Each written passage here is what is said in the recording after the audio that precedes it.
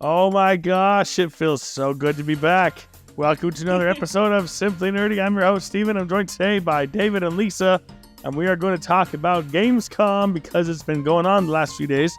And there's a lot to talk about here and a lot that was missing that we need to talk about here. So first of all, we need to talk about Nintendo's absence because they said they're going to come to Gamescom, but this is, as of recording, this is the last day of the Gamescom, and Nintendo has shown nothing. Yeah, I mean, no announcements at least, right? No. When they said they were going, did they just kind of mean like, oh yeah, we're going to be there. It's going to be fun. Well, that's what it looks like so far. I guess. I think they have like a booth or something. People can like come look at Switch games. Like I saw some other channels covering it and they were saying, we went to the Nintendo booth. We got to play Sonic Superstars. But yes, as far as Nintendo goes, like Sonic Superstars, I saw some people saying they played that at their booth. Anyway, it's just they haven't announced anything. is the point. We thought they would, right? When they said, "Oh, we'll be participating in Gamescom," we're like, "Oh, great!" There was a ton of rumors. There was rumors saying, "Oh, last time Nintendo participated in this specific event, they announced new hardware," and there were so many rumors building up more and more about a Switch 2. So I was even tricked a little bit, and sorry that we tricked you two. Sorry. yeah, we did the whole video about it, right? We did the whole video saying we did. Switch 2. And I think some of our commenters were like, "Oh, you broke your own rule," and now we're we did break our own rule. Good way to call us out, and we're getting that video right now. What rule? I think we said we were never going to talk about it ever again. Yeah, especially like Nintendo Switch rumors and stuff. Until the official announcement. So there we go. We broke the rule and we're paying for it. It's stuff like this that makes me like not want to do any theory crafting at all, because it's a big crapshoot.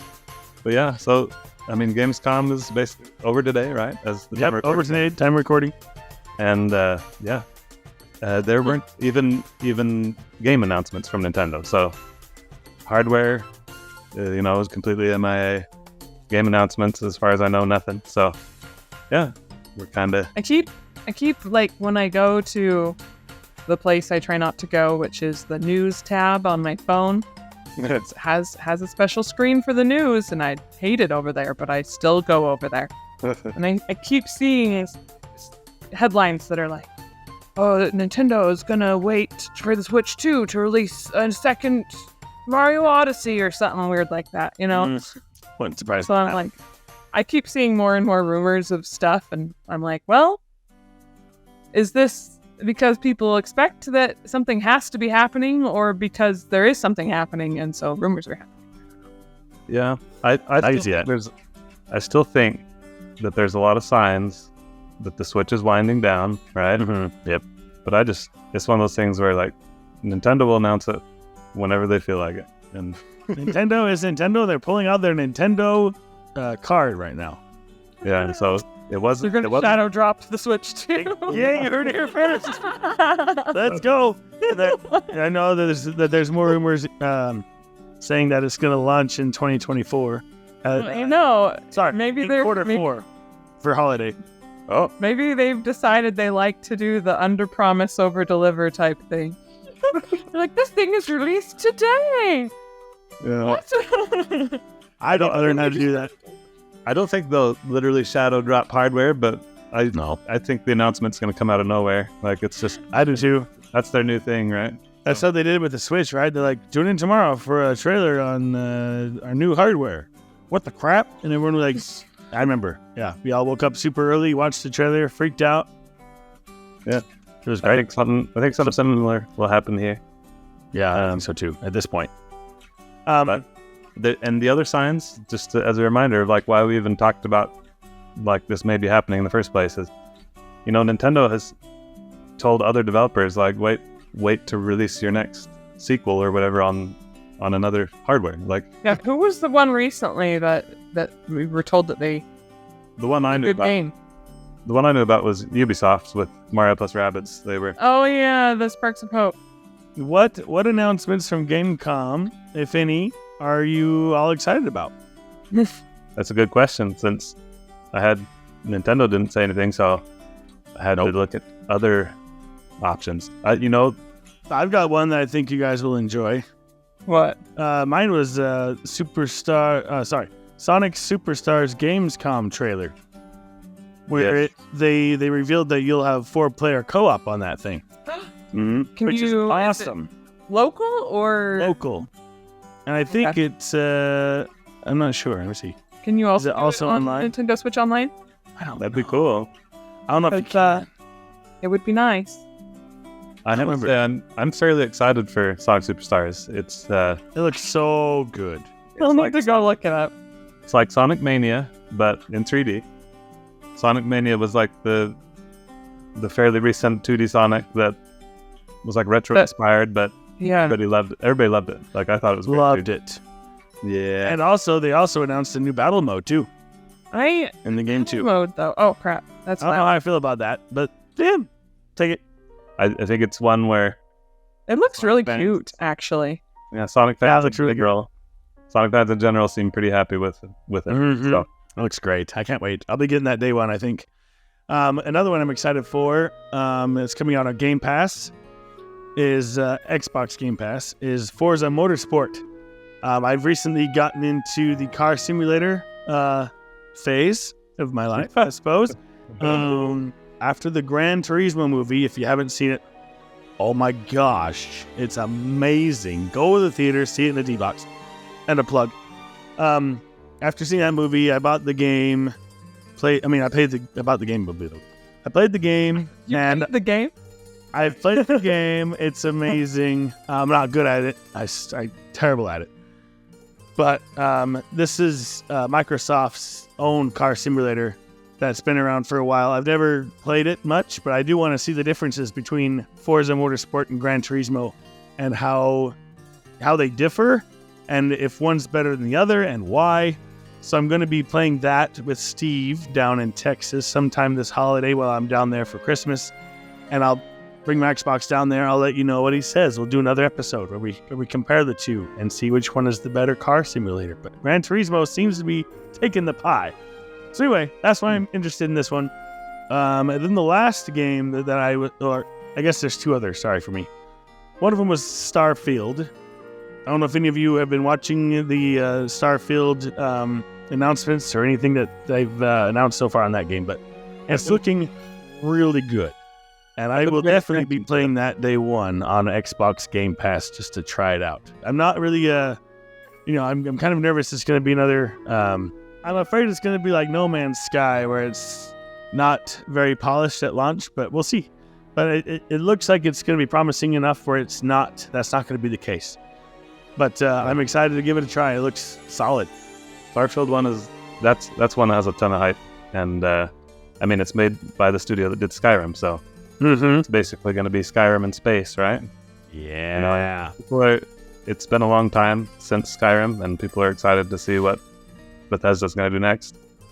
And I'm excited. Like you're saying, Sea of Thieves and Monkey Island are coming together.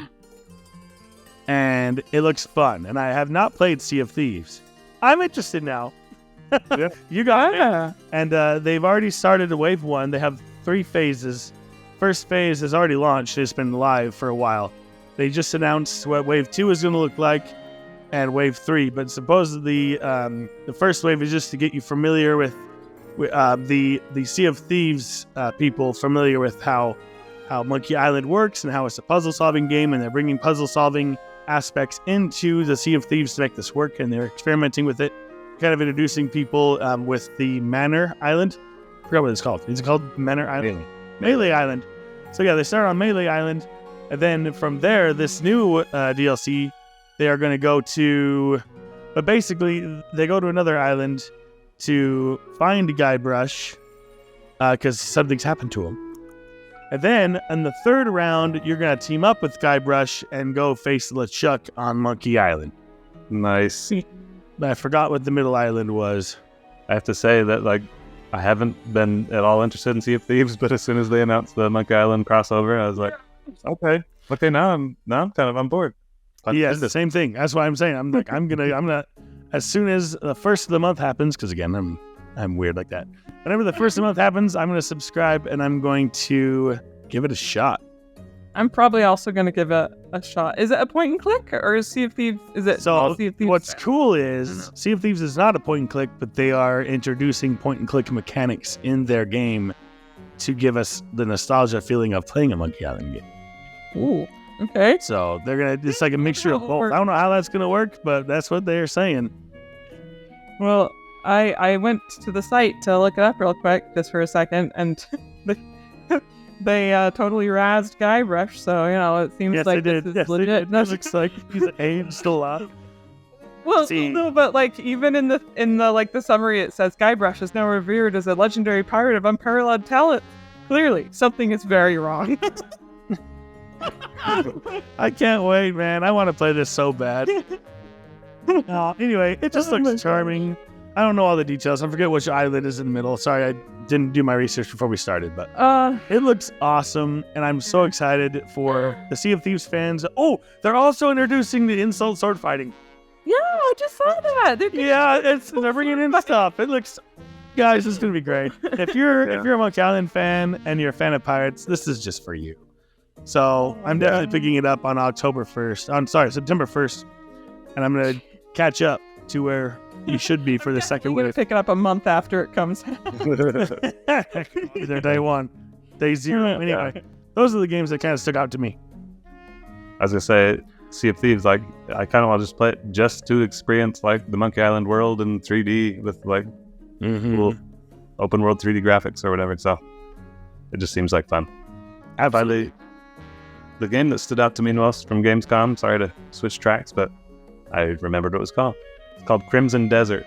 Oh yeah, Crimson Desert. It was in the opening night presentation, and it just the Zelda inspirations are fairly obvious. It kind of looks like, Elden Ring meets Zelda almost. It really does. I was talking to people about the trailer, and there's a lot of video game influences that are fairly obvious. I saw people comparing it to, Skyrim maybe, and Grand Theft Auto, because there's a scene where they kick someone out of their carriage and take it over Grand Theft Auto style. Wait, what game? Sorry. It's called Crimson Desert, and but the farther you get in the trailer, the Zelda open world, especially Tears of the Kingdom. Tears of the Kingdom specifically. It starts showing floating islands. It shows them jumping off, floating out of the sky, skydiving at one point. Yep. And also using abilities to interact with the world. There's a part where you see him.